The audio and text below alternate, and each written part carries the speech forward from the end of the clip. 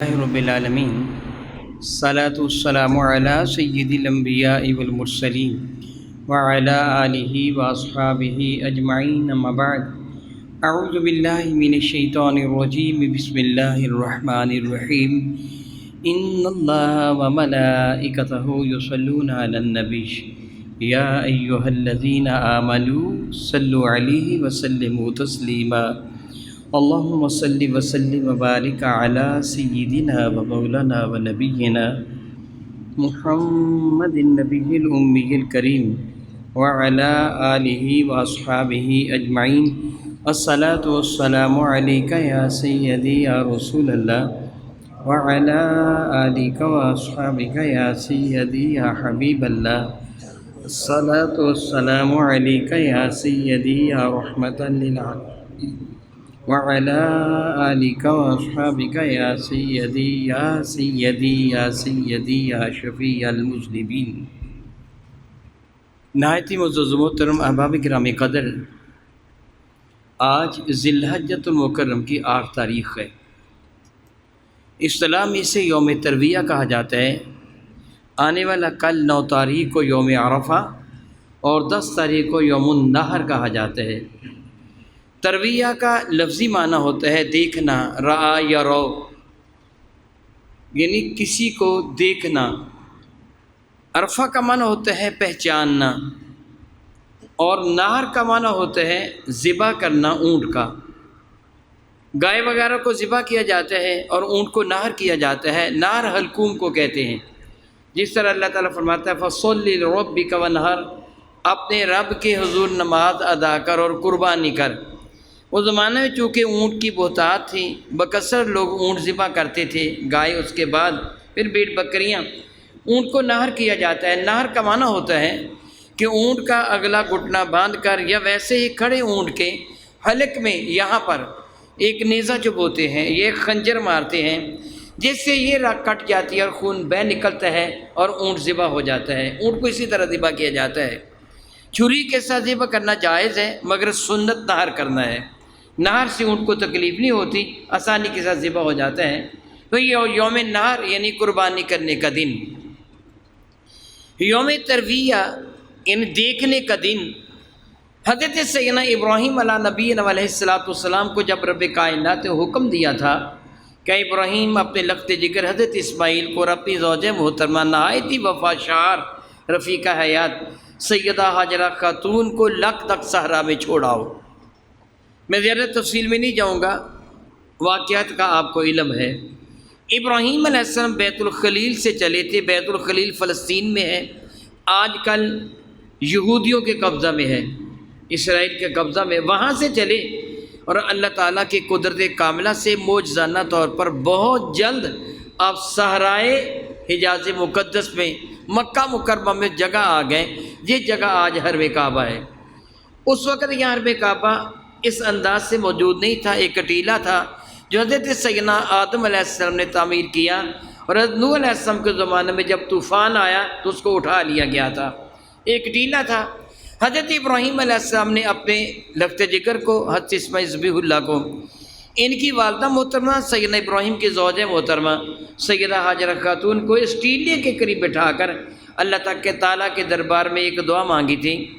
مولا تعالیٰ انی اسکنت من ذریتی بواد غیر ذی زرع عند بیتک المحرم، مولا تعالیٰ میں اپنی اولاد میں سے بعض کو یعنی اپنے بیٹے کو اس عزت والے تیرے گھر کے قریب اتار کے جا رہا ہوں، بواد غیر ذی زرع، ایک ایسی وادی میں جس میں گھاس کا، سبزی کا نام و نشان بھی نہیں ہے۔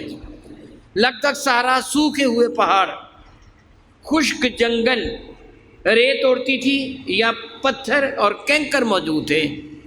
آپ نے دعا مانگی تھی مولا تعالیٰ یہ تیری عبادت کریں گے، ان کی جانب لوگوں کو مولا تعالیٰ مائل کر دے اور پھلوں سے ان کو رزق عطا فرما، دعا مانگی تھی۔ جس طرح میں نے کہا میں تفصیل میں نہیں جاؤں گا، وقت گزرتا گیا۔ وہ چھوٹا سا تھیلا کھجوروں کا وہ بھی ختم ہو گیا، مشکیزہ پانی کا یہ بھی ختم ہو گیا۔ دن کے وقت چلچلاتی دھوپ سے بچانے کے لیے سیدہ حاجرہ خاتون اپنے لخت جگر کو گود میں لے کے بیٹھی رہتی۔ اپنی پشت انور دھوپ کی طرف کر کے اپنے سائے میں اپنے بیٹے کو سارا دن رکھتی کہ بیٹے کو دھوپ نہ لگ جائے۔ رات کا وقت آتا تو پھر بھی بیٹے کو زمین پر لٹا کر خود آرام نہ کرتی۔ ڈر تھا کوئی سانپ، کوئی بچھو، حشرات الارض میں سے کوئی جانور میرے بیٹے کو نقصان نہ پہنچائے، یا کوئی درندہ نہ آئے کہ میرے بیٹے کو اٹھا کے چلتا رہے۔ یہ ماں دن کو بھی جاگتی تھی، رات کو بھی جاگتی تھی اپنے لخت جگر کی حفاظت کے لیے۔ چند ہی دن میں وہ کھجوریں بھی ختم ہو گئیں، پانی بھی ختم ہو گیا، خود تو پیاسی اور بھوکی تھی، دودھ بھی سوکھ گیا۔ اب لخت جگر رونے لگا تو سیدہ حاجرہ خاتون پانی کی تلاش میں نکلی۔ جس طرح آپ اس واقعے سے واقف ہیں کہ سامنے کے دو پہاڑ صفا اور مروہ پہ چڑھ کر آپ نے پانی کو تلاش کرنے کی کوشش کی۔ جب 7واں چکر تھا، اس کوہ صفا سے مروہ کی جانب پہنچی تھی تو بچے کی چیخ کی آواز سنائی دی۔ ڈر گئی کہ شاید کسی کیڑے مکوڑے نے میرے بچے کو نہ کاٹا ہو۔ بچے کو دیکھنے کے لیے آئیں تو حیران رہ گئی کہ جہاں بچہ ایڑیاں رگڑ رہا تھا وہاں پانی کا چشمہ پیدا ہو چکا تھا۔ گویا قدرت نے اعلان فرمایا تھا، حاجرہ جس پانی کی تلاش میں تم صفا مروہ کے درمیان چکر کاٹ رہی ہو، وہ پانی تمہارے لخت جگر کے پاؤں چوم رہا ہے۔ میرے نبی فرماتے کہ حضرت حاجرہ خاتون نے اس کو زم فرمایا، ٹھہر جا ٹھہر جا ٹھہر جا۔ جس طرح بعض اوقات انجانے میں بندہ باتیں کرتا ہے۔ پانی کا چشمہ، ہلکا سا چشمہ پھوٹا تھا ایڑیوں کی جگہ پر، اتنا بڑا نہیں تھا کہ بچہ اس میں ڈوب جائے۔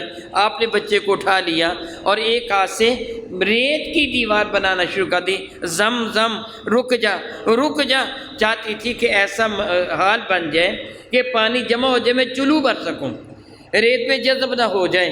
تو آپ نے زم کہا۔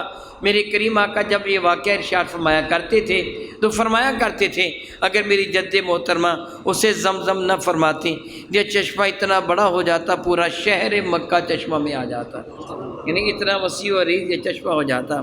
بظاہر تو چشمہ بڑا نہ ہوا، مگر حقیقتاً آپ جانتے کہ اتنا بڑا ہے کہ پوری دنیا کو پانی وہاں سے سپلائی کیا جاتا ہے اور ختم ہونے کو نہیں آتا، ختم ہونے کو نہیں آتا، اتنا بڑا چشمہ بن گیا۔ بہرحال پانی میسر آ گیا۔ پھر قبیلہ بنو جرہم والے آئے، یہاں آبادی بھی ہو گئی۔ اس کے بعد جب آپ اپنی عمر کے اس حصہ کو پہنچے، کئی سال بیت گئے۔ میرا اللہ ارشاد فرماتا ہے فلما بلغ معه السعی، جب وہ بچہ اتنا بڑا ہو گیا، بالغ کا معنی ہوتا ہے پہنچنا، جسے ذرائع ابلاغ پہنچانے کے ذرائع، ہم بالغ اسے کہتے ہیں جو جوانی کو پہنچتے ہیں۔ میرا اللہ فرماتا ہے فلما بلغ، جس وقت وہ بچہ اتنا بڑا ہوا، اتنا پہنچا، معه السعی، کہ اپنے ابا کے ساتھ بھاگ دوڑ کرنے کے قابل ہو گیا، یعنی اب ابا کو اٹھا کے نہیں چلنا پڑتا تھا، بچہ خود ہی چلتا تھا، بھاگتا تھا، کھیلتا تھا۔ پھر اس وقت رب کائنات نے ابراہیم علیہ السلام کے خواب دکھایا۔ خواب کیا دکھایا کہ ابراہیم اپنی محبوب شے کو میری راہ میں قربان کر۔ ابراہیم علیہ السلام نے اللہ تعالیٰ جل وعلا کی رضا کی خاطر قربانی کے لیے اونٹ ذبح کیے۔ خواب بدستور آتا رہا، گائے ذبح کی کئی تعداد میں، خواب مسلسل آتا رہا، بھیڑ بکریاں دمبے وغیرہ ذبح کیے، خواب مسلسل آتا رہا۔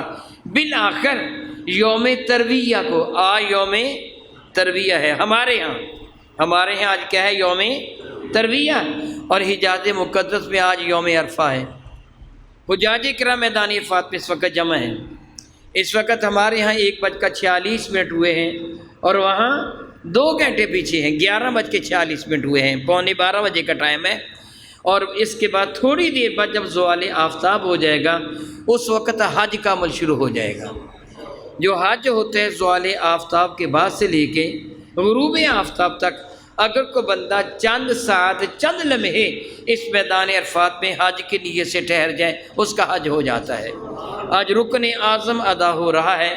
عرفات، جس طرح ابھی تھوڑی دیر پہلے میں نے کہا، عرفہ کا معنی کیا ہے؟ پہچاننا۔ عرفہ کا معنی کیا ہے؟ پہچاننا۔ ترویہ کا معنی دیکھنا، عرفہ کا معنی پہچاننا، نہر کا معنی قربانی کرنا۔ وہاں یوم عرفہ ہے، 2 اعتبار سے ہے۔ ایک یہ کہ ابراہیم علیہ السلام نے کئی دن خواب دیکھا کہ اپنی محبوب شے کو اللہ کی راہ میں ذبح کر وہ اپنے تئیں یہ خیال کر کے میں اونٹ ذبح کر دیتا ہوں، گائے ذبح کر دیتا ہوں، بیٹ بکریاں دمبے ذبح کر دیتا ہوں، پھر خواب میں صاف صاف بتا دیا گیا کہ لخت جگر کو ذبح کرنا ہے۔ گویا آپ نے یہ منظر دیکھ لیا، جس طرح بھی تھوڑی دیر بعد میں عرض کروں گا کہ آپ نے کیا فرمایا تھا، میں نے کیا دیکھا ہے۔ پھر آپ نے پہچان لیا، یعنی یوم عرفہ کو آپ نے پہچان لیا کہ اللہ تعالیٰ کا اصل حکم کیا ہے۔ جو آج تک میں بھیڑ، اونٹ، گائے ذبح کر کے اس حکم پہ عمل کرنے کی کوشش کر رہا ہوں، اب میں پہچان گیا ہوں، جان گیا ہوں میرے رب کا اصل حکم کیا ہے۔ ایک تو یہ ہے عرفہ، اور دوسرا اس میدان کو میدان عرفات کہتے ہیں۔ جب رب کائنات نے آدم علیہ السلام کو زمین پر اتارا تو کہا جاتا ہے، مختلف روایات ہے، سب سے معتبر روایت جو مانی جاتی ہے وہ یہ ہے کہ حضرت آدم کو اللہ تعالیٰ نے سرندھیپ میں اتارا تھا، سری لنکا کے علاقہ میں، اور سیدہ حوا کو ساحل سمندر پر بحر احمر کے کنارے پر اتارا تھا، اور جس جگہ حضرت حوا کو اتارا اس کو محبت جدہ، دادی کے اترنے کی جگہ کہا جاتا ہے، پھر اس کا نام ہی جدہ رکھ دیا گیا، یعنی دادی محترمہ کے اترنے کی جگہ۔ اردو میں ہم لفظ استعمال کرتے ہیں آباؤ اجداد، آبا اب کی جمع ہے، اجداد جد، اب ابا کو کہتے ہیں، جد دادے کو کہتے ہیں، آباؤ اجداد مراد ہوتا ہے باپ دادے۔ جس طرح جد نسل کا لفظ استعمال کیا، یعنی جد دادے کو کہتے ہیں، جدہ دادی کو، تو جدہ وہ جگہ جس جگہ ہماری دادی محترمہ سیدہ حوا اتری تھی۔ حضرت حوا جدہ میں اتری، حضرت آدم سرندیپ کے علاقے میں اترے ہیں۔ مختلف روایتیں مفسرین کرام نے نقل کی ہیں، ان میں یہ بھی روایت ہے کہ 300 سال تک حضرت آدم اور حوا روتے رہے اللہ تعالیٰ جل وعلا کے حضور۔ بارگاہ رب العزت پہ توبہ کا معنی ہوتا ہے رجوع کرنا اللہ کی جانب۔ پھر اللہ تعالیٰ فرماتا ہے فَتَلَقَّىٰ آدَمُ مِن رَبِّهِ كَلِمَاتٍ فَتَابَ عَلَيْهِ إِنَّهُ التَّوَّابُ الرَّحِيمُ۔ پھر اللہ تعالیٰ نے آدم علیہ السلام کو کلمات سکھا دیے، گویا پھر اللہ تعالیٰ کی رحمت نے ان کی جانب رجوع فرما لیا، ویسے ہر لمحہ ہی ان پر رحمت تھی۔ اب حضرت حوا جدہ سے چلی ہیں، تلاش کرتی حضرت آدم کو 300 سال، اکثر مفسرین کرام کے مطابق۔ حضرت آدم سری لنکا سے چلے حضرت حوا کو تلاش کرتے ہوئے، اور یوم عرفہ ذی الحجۃ المکرم کی 9 تاریخ کو میدان عرفات میں جبل رحمت پر ان کی ملاقات ہو گئی۔ جبل رحمت میدان عرفات کا ایک پہاڑ ہے جس کے اوپر ایک پلر سا بنا ہوا ہے، کہا جاتا ہے یہ وہ جگہ ہے جہاں حضرت آدم و حوا کی ملاقات ہوئی۔ گویا دونوں نے ایک دوسرے کو پہچان لیا۔ اب خوشی کی انتہا نہ تھی، خوشی کی انتہا نہ تھی۔ وفا شعار والدین کو دیکھیے، آج بھی اگر باپ غریب ہے نا، باپ غریب ہے، اس کو راہ چلتے ہوئے کوئی پھل وغیرہ مل جائے نا، مثلا بیری کے نیچے سے گزرا کوئی بیر مل گیا، امرود کے قریب سے گزرا امرود مل گیا، وہ خود نہیں کھاتا، جیب میں ڈال لیتا، اپنے بچوں کو دے دوں گا۔ یعنی والدین کے دل میں اپنی اولاد کی بہت محبت ہوتی ہے۔ مجھے زیادہ مثالیں دینے کی ضرورت نہیں، جن کو اللہ نے اولاد کی دولت عطا فرمائی ان کو پتہ ہے کہ اولاد کی محبت کتنی ہوتی ہے۔ اب آدم علیہ السلام خوش تو بہت زیادہ ہو گئے کہ اللہ تعالیٰ جل وعلا نے ایک طویل عرصہ کے بعد ہم دونوں میاں بیوی کی ملاقات کروا دی ہے۔ گویا یہ دلیل تھی کہ اللہ نے ہماری توبہ کو قبول فرما لیا ہے، اللہ تعالیٰ نے ہماری توبہ کو قبول فرما لیا۔ رب کریم کی رحمتوں کا نزول شروع ہو چکا ہے پہلے بھی اللہ کی رحمتیں تھیں مگر خاص رحمتوں کا نزول۔ تو آپ نے ان لمحات کو ضائع نہیں کیا، اپنی اولاد کے لیے دعا مانگ لی کہ مولا تعالیٰ جس طرح تو نے مجھ پہ رحمت فرمائی ہے اور میری بیوی مجھے ملوا دی ہے، میرے گناہوں کو تو نے، یعنی معاذ اللہ تعالیٰ نبی کی جانب گناہ کی نسبت کرنا درست نہیں ہے، مولا تعالیٰ میری لغزش کو تو نے معاف فرما دیا ہے، مولا تعالیٰ میری اولاد پر بھی رحم فرمانا۔ مفسرین کرام فرماتے ہیں رب کائنات نے وہی نازل فرمایا کہ اے آدم میں وعدہ کرتا ہوں 9 ذی الحجہ کو یوم عرفہ کو میدان عرفات میں جو بھی ایمان والا حاضر ہو جائے گا حج کے نیت میں، اس کے سارے گناہوں کو معاف کر دوں گا۔ میں یہ وعدہ کرتا ہوں، میں اس کے سارے گناہوں کو معاف فرما دوں گا۔ میری اور آپ کے کریم آقا تاجدار ارب و عجم شفیع معظم رحمت عالم صلی اللہ علیہ وسلم کے اشعار گرامی قدر کا وہ بنتا ہے جو اللہ کی رضا کی خاطر، جس طرح خود اللہ فرماتا ہے وَلِلَّهِ عَلَى النَّاسِ حِجُّ الْبَيْتِ، جو حج بیت اللہ کرنا ہے وہ اللہ کو راضی کرنے کے لیے کرنا ہے۔ وَلِلَّهِ، اللہ کی رضا کے لیے، جو اللہ کی رضا کے لیے رزق حلال سے حج کرتا ہے، میرے نبی فرماتے گناہوں سے یوں نکل جاتا ہے گویا آج ہی اس کی ماں نے اس کو جنم دیا۔ حقوق اللہ میدان عرفات میں معاف ہو جاتے ہیں، اور حقوق العباد میدان مزدلفہ میں معاف ہو گئے تھے میرے نبی کی دعا سے۔ بہرحال میں تفصیل میں نہیں جاؤں گا۔ حضرت آدم علیہ السلام کی ملاقات اس میدان میں ہوئی تھی، اس بنا پر بھی اسے یوم عرفہ اور میدان عرفات کہا جاتا ہے۔ ترویہ کے بعد عرفہ ہے۔ میں بات ترویہ کی کر رہا تھا۔ ابراہیم علیہ السلام نے خواب دیکھا، خواب دیکھنے کے بعد بیت الخلیل یعنی فلسطین کے علاقہ سے ملک شام سے چلے ہیں اور یہاں حرم کعبہ کے جوار میں آ پہنچے بڑی تیزی کے ساتھ، یعنی 10 دن لگ گئے، 15 دن، شاید چند ساعت میں یہ سفر طے کر لیا۔ یہاں تشریف لائے تو اب حضرت اسماعیل کی عمر بالا کتنی تھی، میں نے ابھی بتایا آپ کو، فلما بالغا مع السعی۔ اب یہ بچہ اتنا بڑا ہو چکا تھا، اپنے ابا جی کے ساتھ بھاگ دوڑ کر سکتا تھا، دانا تھا، سمجھدار تھا، یوں سمجھیے 7-8 سال کا یا 10 سال کا۔ حقیقت سے میرا اللہ واقف ہے، میں کوئی تعین نہیں کرتا اتنے سال کے تھے، میرے اللہ کو پتہ ہے کتنے سالوں کے تھے۔ بہرحال میرے اللہ نے جو ارشاد، میں اس بنا پہ میں عرض کر رہا ہوں کہ جب بھاگ دوڑ کرنے کے قابل ہو گئے تو پھر آپ حضرت سیدہ ہاجرہ خاتون کے پاس تشریف لائے۔ حضرت ابراہیم نے اپنی زوج محترمہ سے فرمایا، ہاجرہ میں اپنے نہایت ہی افضل ترین دوست کی دعوت پر جا رہا ہوں، میرے بیٹے کو میرے لیے تیار کر دیں۔ جب یہ عام طور پر جملہ ادا کیا جاتا ہے دعوت کا تو ذہن میں آ جاتا ہے شاید روٹی کھانا۔ دعوت کا معنی روٹی کھانا ہرگز نہیں ہوا کرتا۔ اس کا لفظی معنی ہوتا ہے کسی کو بلانا، الداعی الی الخیر، بھلائی کی طرف بلانے والا۔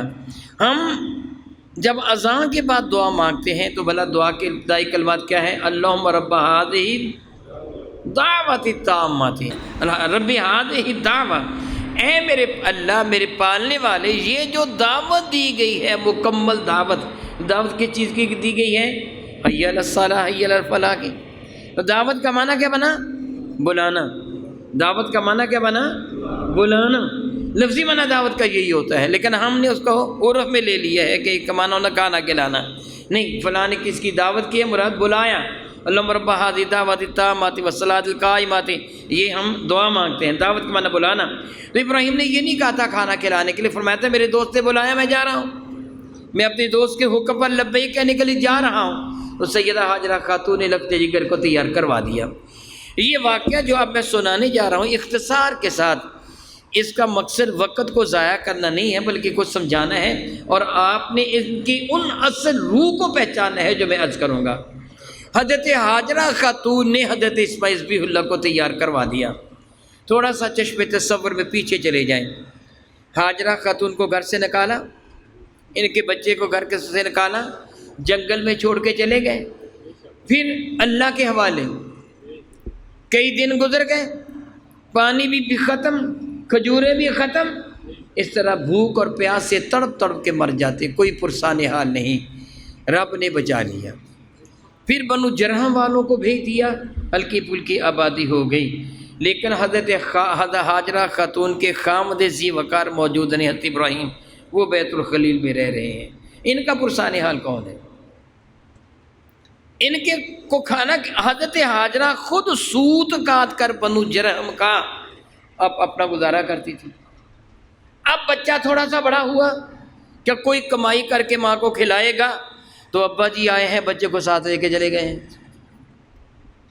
ان کے جانے کے بعد شیطان حضرت ہاجرہ کے ہاں آیا، دروازہ کٹکھٹایا، باہر نکلی، پوچھا شیطان نے، ہاجرہ تیرا بچہ کہاں ہے؟ تو فرمانے لگی کہ ان کے ابا حضور اپنے دوست کی دعوت پر اسے لے گئے ہیں۔ خبیث سے بکواس کیا کہ جھوٹی بات ہے، ابراہیم اس کو قتل کرنے کے لیے لے گئے ہیں، تو نے بڑی مشکل سے بچے کو پالا، جب بڑا ہوا اب اس کو ذبح کرنا، قتل کرنا چاہتے ہیں، دوڑ پیچھے، اب تیری زندگی کا سہارا تو سے چھین رہا ہے، بچا لے اپنے بچے کو اگر بچا سکتی ہے تو سیدہ ہاجرہ خاتون کا جواب کہتا ہے، ابراہیم اللہ کے نبی ہیں، وہ ایسا کام نہیں کر سکتے، بلا وجہ کسی معصوم کو قتل کرنا بہت بڑا جرم ہے، اللہ کے نبی سے یہ ممکن نہیں ہے۔ تو اب شیطان کے پاس سوائے اس کے چارہ نہیں تھے، اصل حقیقت بتا دی۔ تو اس نے کہا دراصل ابراہیم نے یہ سمجھ رکھا ہے کہ اس کو اللہ کا حکم ہے۔ جواباً حضرت سیدہ ہاجرہ کا جواب کیا تھا؟ اگر اللہ کو حکم ہے تو ایک اسماعیل کے اگر 1000 ہوتے تو سارے اس کے نام پہ قربان کر دیتے، ایک بھی باقی نہ رکھتے۔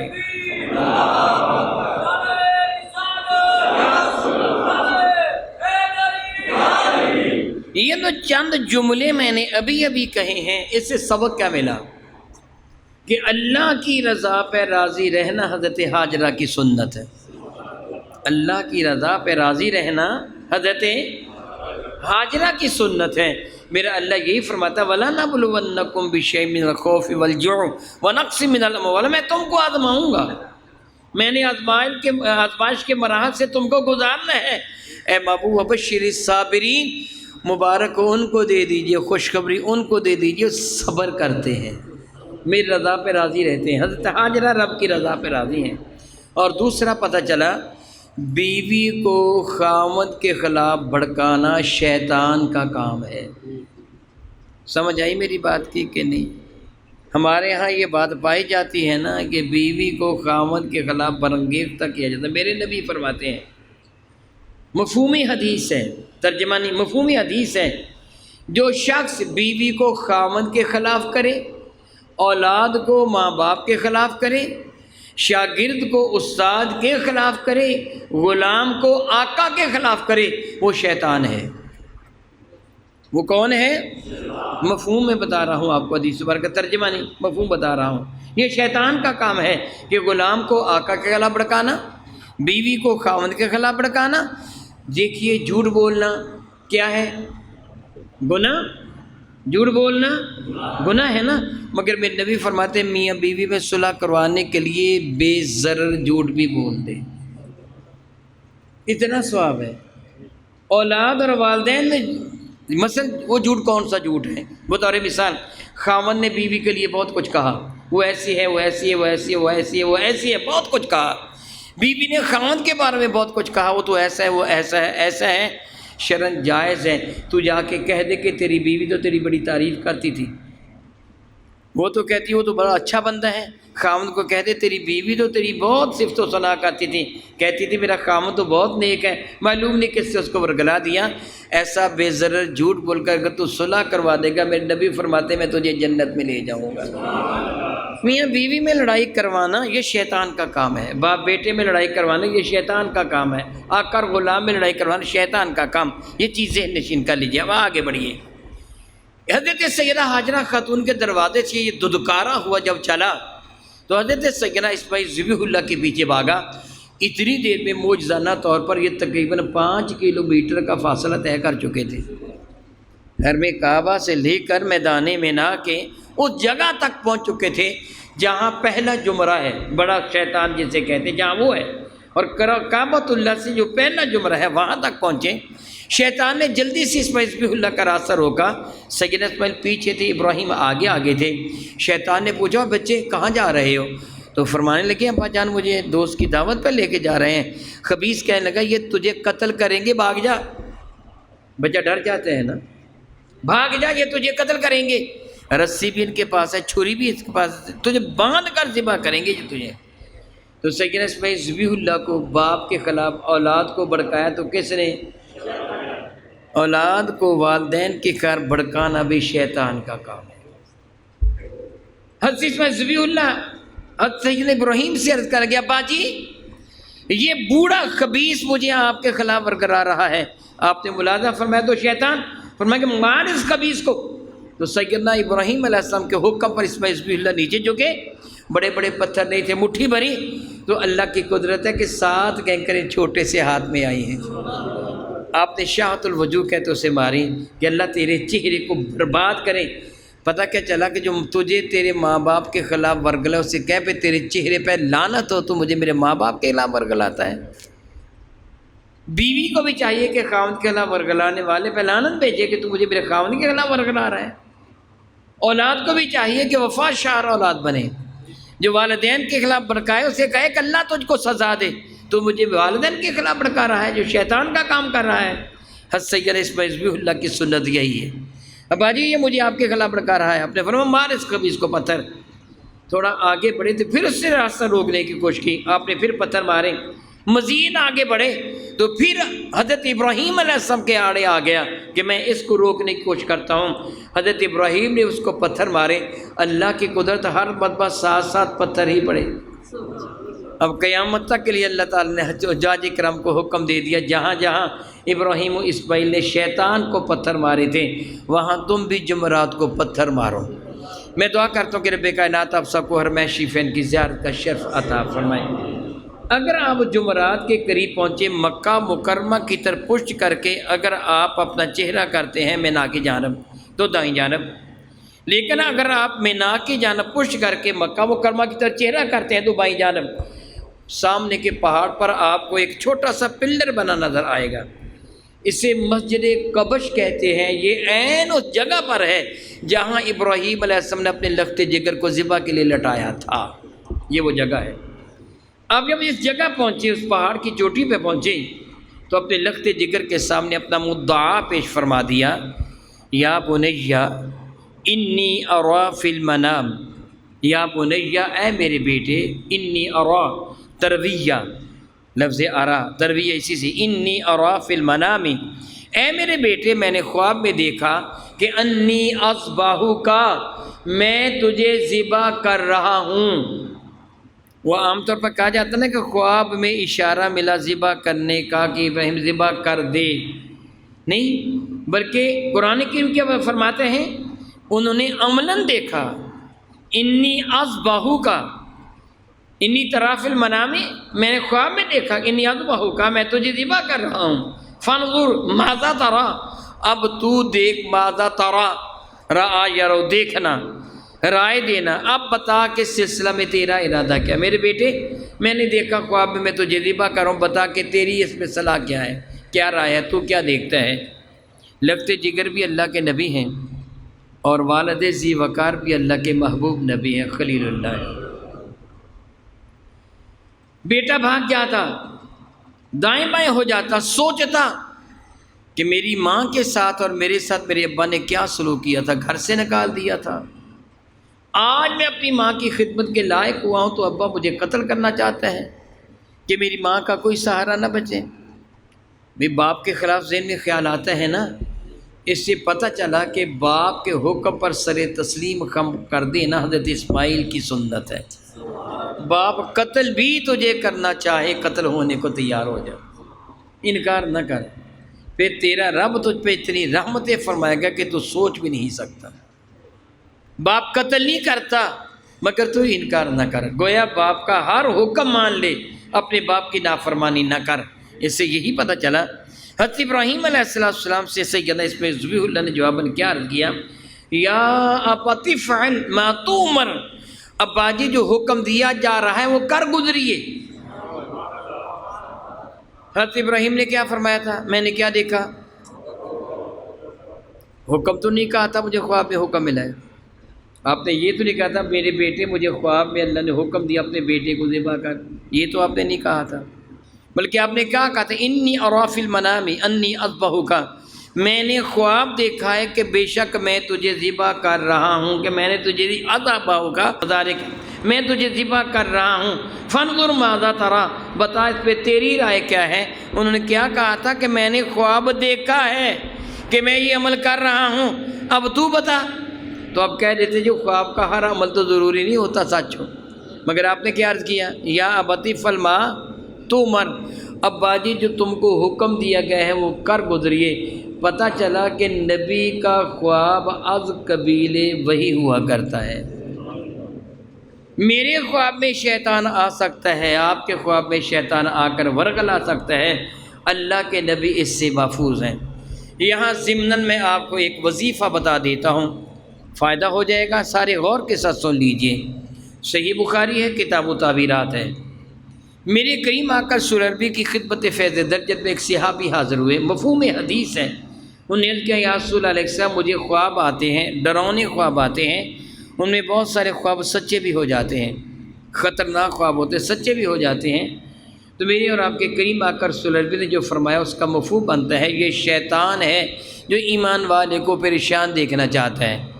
یعنی شیطان کی تمنا ہے ایمان والا پریشان ہو جائے، وہ تجھے پریشان دیکھنا چاہتا ہے۔ سن، اگر آئندہ تجھے ایسا خواب آئے نا جو پریشان کر دینے والا ہو، بھئی ہمیں بھی ایسے خواب آتے ہیں نا، ہمارے لیے کتنی آسانی پیدا کر دی اس اللہ کے برگزیدہ بندے نے۔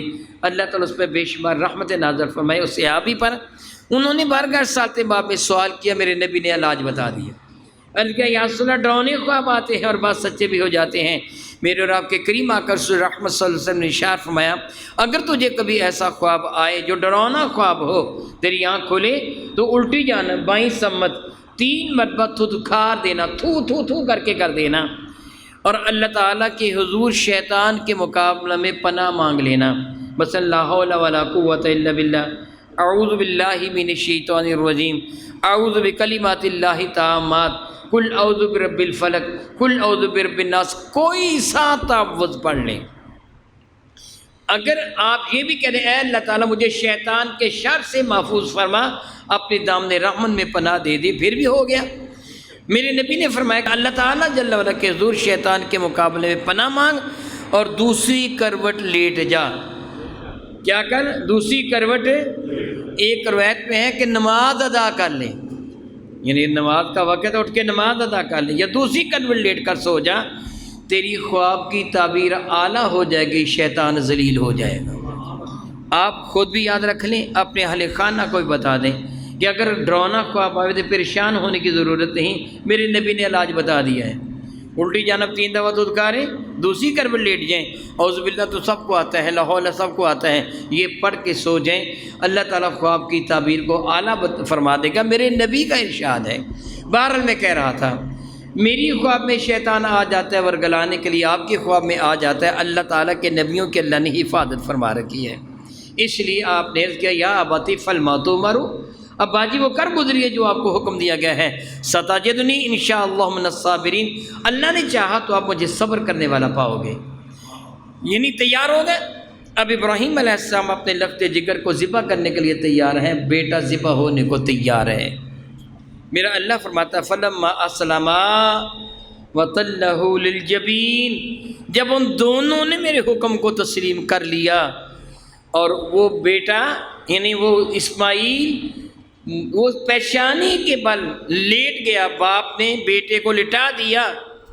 اب کیا تھا؟ پیشانی کے بل لٹایا، ظاہر ہے کہ سیدھا لٹانا چاہیے تھا، مگر کہا جاتا ہے مفسرین کرام نقل فرماتے سیدنا اسماعیل نے کہا ابا جی آپ مجھے سیدھا لٹائیں گے، ذبح کرنے کے لیے میرے چہرے پہ ہاتھ رکھیں گے، چہرے کے خد و خال کی وجہ سے کہیں آپ کو ترس نہ آ جائے، اللہ کے حکم کی نافرمانی نہ ہو جائے، مجھے منہ کے بل لٹائیے، ذبح کر دیجئے۔ بیٹا لیٹنے کو تیار، ذبح ہونے کو تیار، باپ ذبح کرنے کے لیے تیار۔ مفسرین کرام نقل فرماتے ہیں کہ حضرت اسماعیل ذبیح اللہ نے عرض کیا باجی میرے ہاتھ اور پاؤں کو رسی سے باندھ دیجئے۔ فرمانے لگے بیٹے کیوں؟ جو ذبح ہونے کو تیار نہ ہو اس کو مجبور کرنے کے لیے باندھا جاتا ہے، تم تو تیار ہو۔ عرض کیا باجی ہو سکتا ہے بوقت ذبح میں تڑپوں، میرے حواس میرے کنٹرول میں نہ رہیں، میرے خون کے چھینٹے آپ کے کپڑوں پر نہ پڑ جائیں، کپڑے نہ خراب ہو جائیں۔ حضرت اقبال کتنا خوبصورت شعر فرماتے ہیں، یہ سب کیا تھا بیٹا اتنا وفا شعر، یہ فیضان نظر تھا یا کہ مکتب کی کرامت تھی، سکھائے کس سے اسماعیل کو آداب فرزندی۔ مکتب کون سا تھا؟ فیضان نظر تو ابراہیم کا ہے نا، مکتب کون سا تھا بھلا بتائیے؟ ماں کی گود۔ مکتب کون سا تھا؟ ماں کی گود۔ کسی نے بہت خوب کہا ہے بے ادب ماں با ادب اولاد جن سکتی نہیں، بے ادب ماں با ادب اولاد جن سکتی نہیں، بے ادب ماں با ادب اولاد جن سکتی نہیں، مادنے زر مادنے فولاد بن سکتی نہیں۔ جہاں سے لوہا نکلتا ہے نا وہاں سے سونا نہیں نکلا کرتا۔ بے ادب ماں کی اولاد با ادب کم ہوا کرتی ہے۔ والدین دونوں ایک دوسرے کے ساتھ وفا کرنے والے ہوں، اولاد کے دل میں محبت پیدا ہوتی ہے ماں کی، اور باپ کی بھی ماں ہی سکھاتی ہے کہ اپنے ابا کا ادب کرنا ہے، وہی بتاتے ہیں اس کو پاپا کہہ کے بابا کہہ کے ابا کہہ، ماں ہی سکھاتی ہے، اور کون سکھاتا ہے؟ ماں جو سکھائے گی۔ بہرحال وہ کہتے ہیں بڑا خوبصورت کہ یہ فیضان نظر تھا یا کہ مکتب کی کرامت تھی، یہ دونوں ہی چیزیں تھیں۔ فیضان نظر بھی تھا اور ماں کی شفقت اور تربیت بھی۔ بہرحال حضرت ابراہیم علیہ السلام نے چھری چلائی، چھری نہیں چلی، دوبارہ چلائی، چھری نہیں چلی، بسم اللہ اللہ پر کہہ کے تیسری مرتبہ چھری چلائی تو چھری چل گئی۔ چھری چلی تو گرم گرم خون آپ کے مبارک ہاتھوں پہ پڑا، تھوڑی دیر کے لیے سخت طاری ہو گیا، خیال ہوا کہ بیٹا ذبح ہو گیا ہے، آنکھوں پر پٹی بندھی ہوئی تھی، چند ثانیے بعد پٹی کو کھولا تو منظر ہی جداگانہ تھا، بیٹا قریب کھڑا تھا، دمبا ذبح ہو چکا تھا۔ یہ کہاں سے آ گیا؟ میں تو دمبا اپنے ساتھ لے کے نہیں آیا تھا، حیران ہو گئے، پھر میں نے تو بیٹے کو لٹایا تھا، ذبح دمبا ہو گیا۔ مفسرین کرام فرماتے ہیں، ایک روایت یہ ہے کہ سیدنا جبریل نے آ کے کہا تھا اس کو ذبح نہ کرو بلکہ اس کو ذبح کرو۔ جمہور فرماتے ہیں ایسے ہوا تھا کہ جب ابراہیم علیہ السلام نے اپنے لخت جگر کو لٹایا، تیسری مرتبہ چھری چلانے لگے ہیں، چھری کو گلوینات پہ رکھ دیا ہے، چلانے لگے ہیں، تو رب کائنات جبریل کو حکم دیا وہ دمبا جو حابیل و قابیل کے زمانے کا جنت میں سبزہ زاروں میں چل رہا ہے وہ لاؤ، اور اس سے قبل کہ اسماعیل کے گردن پہ چھری چلے تم دمبے کو نیچے دے دو۔ تو حضرت ابراہیم علیہ السلام آنے واحد میں جنت پہ پہنچے، زمین پہ پہنچے، اسماعیل کو نیچے سے نکال کر دمبا نیچے دے چکے تھے، دمبا ذبح ہو گیا۔ اب ابراہیم علیہ السلام نے خیال کیا شاید مجھے اب بھی بیٹے کو ذبح کرنا ہے، کیونکہ خواب میں میں نے کیا دیکھا تھا، میں نے بیٹے کو ذبح کرنا ہے۔ اٹھ کے کھڑے ہوئے بیٹے کو ذبح کرنے کے لیے سے، میرا اللہ فرماتا ہے وَنَادَيْنَاهُ أَن يَا إِبْرَاهِيمَ قَدْ صَدَقْتَ الرُّؤْيَا، ہم نے پکار کے کہا اے ابراہیم بس تو نے اپنے خواب کو سچا کر دکھایا ہے، اِنَّا كَذَلِكَ نَجْزِي الْمُحْسِنِينَ، ہم نیکوکاروں کو اسی طرح اعلیٰ بدلہ دیا کرتے ہیں۔ گویا دمبا تو نے ذبح کیا ہے، مگر ہم تم کو اجر وہ عطا فرما رہے ہیں جو بیٹے کو ذبح کرنے کا ہے۔ غور کیجیے میری اس گفتگو پہ جو میں اب کرنے والا ہوں، میں نے یہ آپ کو ایک کہانی سنائی ہے تاکہ میری گفتگو آپ کی سمجھ میں آ جائے۔ میرے کریم آقا سے صحابہ نے سوال کیا تھا صلی اللہ تعالیٰ حبیب دائما ابدا ورضوان اللہ تعالیٰ علیہم اجمعین، یا رسول اللہ علیہ وسلم یہ قربانی کیا ہے؟ تم جانتے ہو کہ نہیں جانتے قربانی کیا ہے؟ کس کی سنت ہے؟ جانتے ہو نا؟ تیرا اور میرا علم کس پلے میں؟ صحابہ کرام تو بہت جاننے والے تھے، بہت جاننے والے تھے، پھر انہوں نے یہ سوال کیوں کیا؟ میرے کریم کا جواب کیا تھا؟ یہ تمہارے جد امجد حضرت ابراہیم کی سنت ہے۔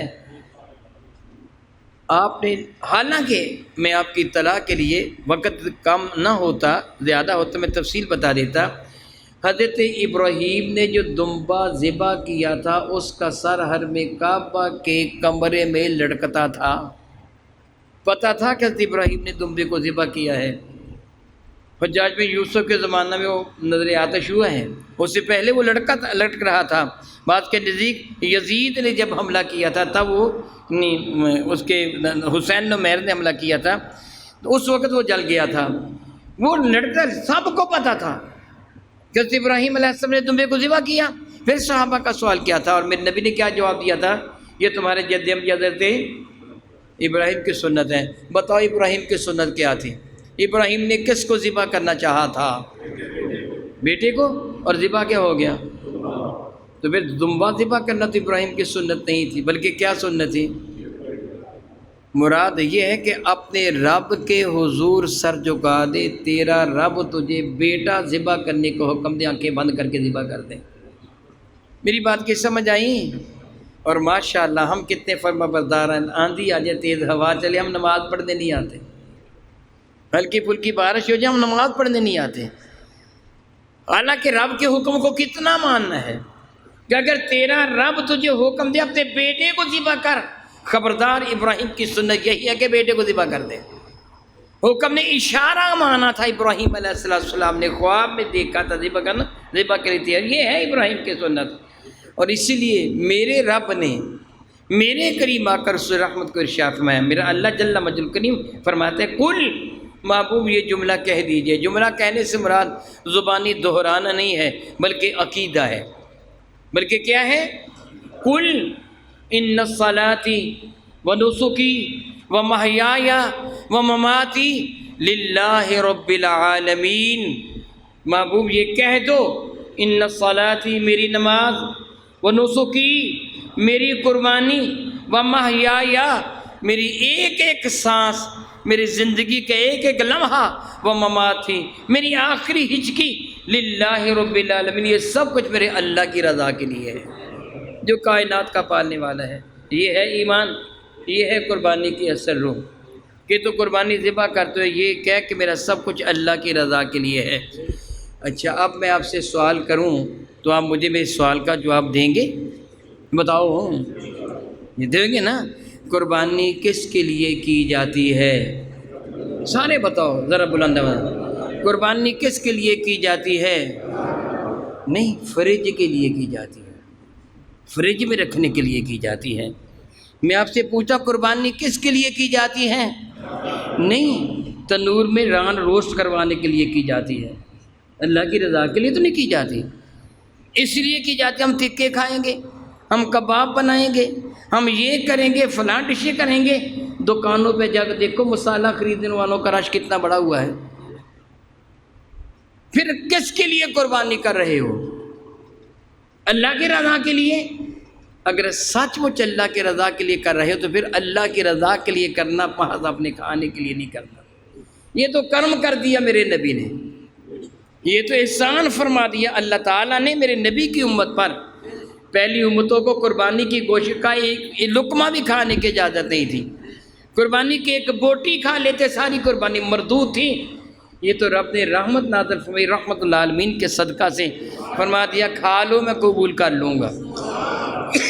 फिर मेरे नबी ने इरशाद फरमाया चलो कम अज़ कम इतना कर लो, 3 हिस्से कर लो, एक हिस्सा अपने लिए रख लो, एक हिस्सा रिश्तेदारों को खिला दो, वैसे तकसीम कर दो, पका के खिला दो, और कम अज़ कम एक हिस्सा तो गरीबों को दे दो।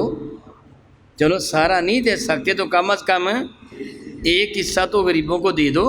तुम्हारे यहाँ 3 कुर्बानियाँ हैं, 4 कुर्बानियाँ हैं, चलो एक अपने लिए रख लो, 2 तो अल्लाह की राह में तकसीम कर दो, इतना तो कर लो, रिश्तेदारों को खिला दो।